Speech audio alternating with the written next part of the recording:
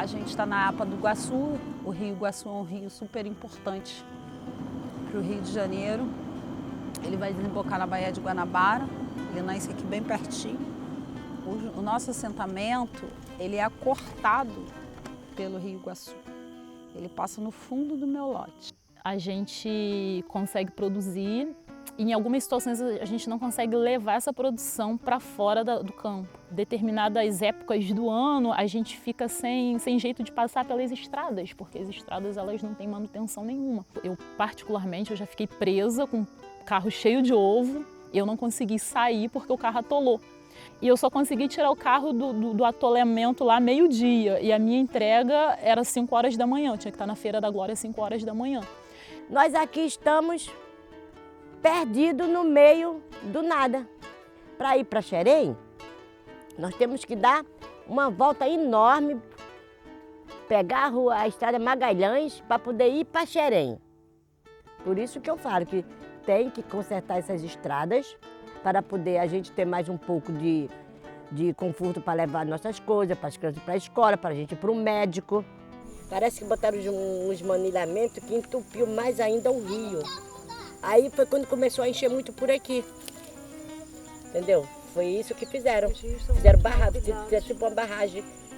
E aí com esse histórico, né, de urbanização, já teve a retificação do rio. Então, o que acontece? Para que o Amapá não transborde, que é o bairro mais próximo da gente, de Duque de Caxias, a vazante é no nosso assentamento.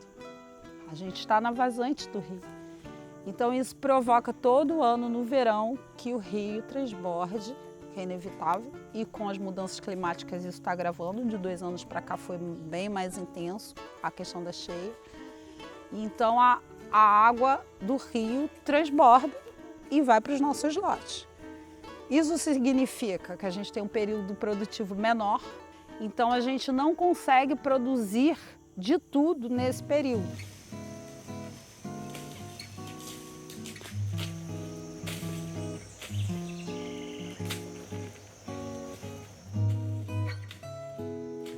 A comida verdadeira vem da gente, vem de quem é agricultor familiar. Porque os grandes agricultores não alimentam a gente aqui. Alimenta quem está fora, né? Porque vai para fora, não vai para a gente. Quem está aqui pequeno é que alimenta mesmo a população.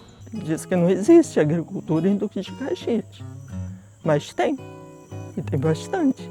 E tem muita gente plantando, tem muita gente colhendo, tem muita gente se dedicando à agricultura, né? Não só a plantação, como outras coisas que tem um certo jeito, vai para a agricultura, como a criação de galinha e outras criações.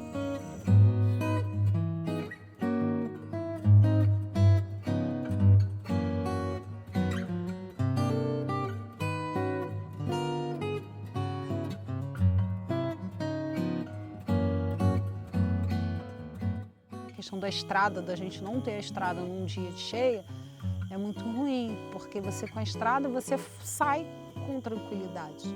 Então, as cheias têm isso, né? O ideal seria a gente ter uma casa digna, né? Para ver a cheia passar, colher as nossas frutas de uma estrada que, se subir demais, a gente pudesse sair rápido. Mas isso não acontece. E aí no inverno que a gente consegue produzir. A gente poderia falar em turismo rural, a gente poderia falar um turismo rural real, segundo as condições. Porque quando a água sobe, é o Pantanal Fluminense, é uma coisa linda. E as árvores, algumas como o marical, fedegoso e outras que são árvores nativas, elas ficam esplendorosas nesse momento das cheias. Mas a gente não tem estrutura para ficar bem dentro da nossa casa, né? Então, esse ano passado, a água entrou dentro da minha casa. E o piso era todo de madeira, detonou minha casa toda. Eu tive que me mudar porque eu agora preciso levantar recursos para refazer a minha casa de madeira. Mas falta esse olhar de olhar para a Baixada, a agricultura como a agricultura da região, do território, sabe? Se pensar enquanto território. E aí essa questão da vida no campo, ela sempre me deixou muito muito apaixonada, na verdade, assim, desde que eu me entendo por gente. Nós sempre fomos de Caxias, né, só que era centro, Gramacho. E quando meu pai decidiu largar tudo e vir para o campo, eu acho que ele veio no lugar certinho. O meu pai não tinha nenhuma tecnologia do homem moderno, né? E isso eu tô falando de 25 anos atrás, 30 anos atrás. Ele, na realidade, ele era produtor orgânico, só que ele nem sabia disso, porque não tinha esse nome de produtor orgânico nessa época.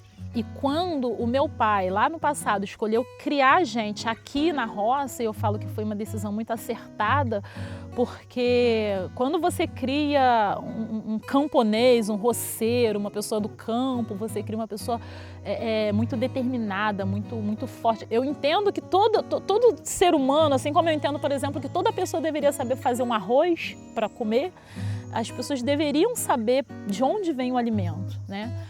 Eu plantei um milho tem uma semana e a Mariana, quando começou a brotar, ela veio e falou assim comigo: mãe, vem ver o milho. Aí eu cheguei, né, falei: caraca, tá bonito, Mariana. Ela falou assim: mãe, você sabia que ele cresceu enquanto a gente estava dormindo? É isso que acontece, mãe. E ela toda boba, eu fiquei: caraca, que legal. A Mariana entendeu. Né? É como se existisse um botão de uma lâmpada invisível e ela conseguiu ir lá e apertar esse botão e fez-se a luz.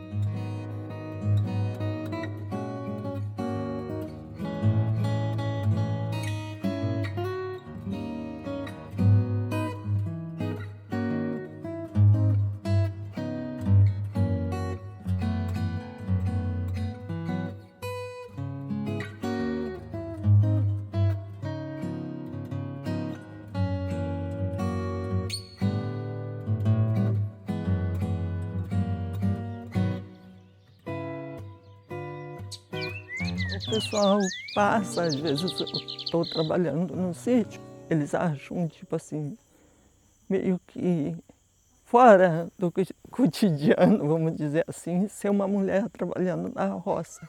Acho que é mais serviço para um homem. Mas tem muitas mulheres. Então, quando eu falo que o meu sonho é trabalhar como um homem, porque eu vou ter só uma função, não vou ter várias.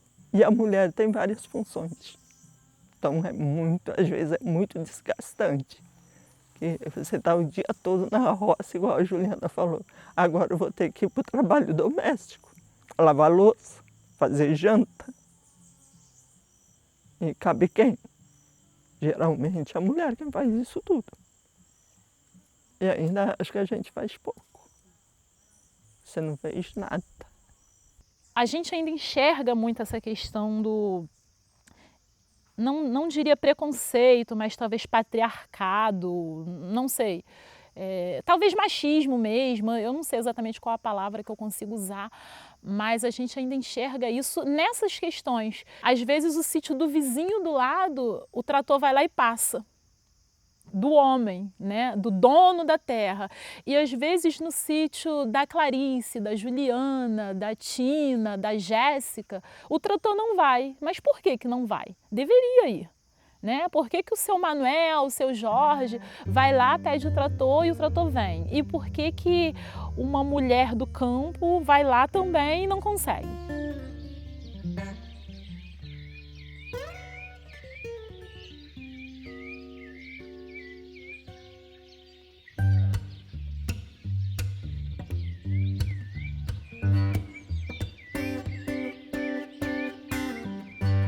Os nossos trabalhos têm funcionaram de alguma forma nesse pensamento coletivo feminino. Inclusive, meu penúltimo plantio de inhame, a Inês esteve comigo, me ajudou a plantar.